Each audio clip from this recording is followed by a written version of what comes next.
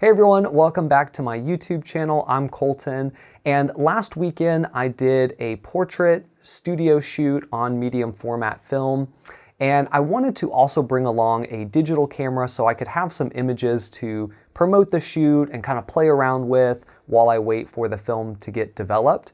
And I selected the Olympus Evolt E300 for a specific reason. One, yes, it's a digicam, it has a CCD sensor, it kind of has images that are a little bit more film-like, but also the film stock that I was shooting on was Kodak Portra 160, and this E300 has a Kodak designed CCD sensor. So I felt like the two worlds collided really nicely in that regard. But shooting this camera in the studio, I didn't have access to a wireless trigger, so I couldn't use all of the lighting setup that I had for the Mamiya camera. So I actually just shot on camera flash for the E300 as well as one constant power light. And the images came out really awesome.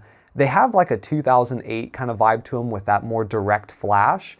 But the resolution, despite being only 8 megapixels, actually was really sharp and kind of looked really good, honestly. So it was a lot of fun shooting this camera in the studio, so much so that I actually went out and picked up a wireless flash for this camera. So the next time I do one of these portrait shoots, I'll be able to utilize the entire flash and lighting setup on this Olympus camera alongside that Mamiya 645 Pro.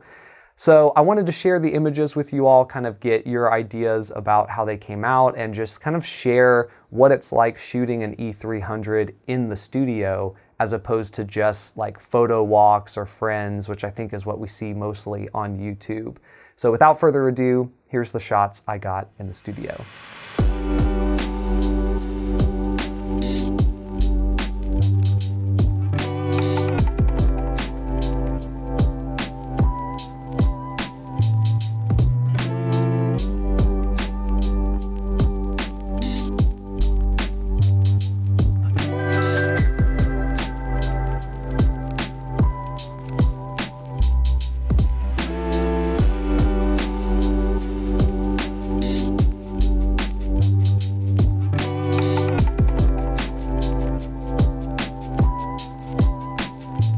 So like I said, a very 2008 vibe to the photos. I really like how the colors were rendered in these images, and so I definitely am excited to bring the E300 back to the studio and use that wireless trigger for the next shoot so I can see and kind of compare what the direct flash looks like versus what the full studio lighting setup looks like on this camera.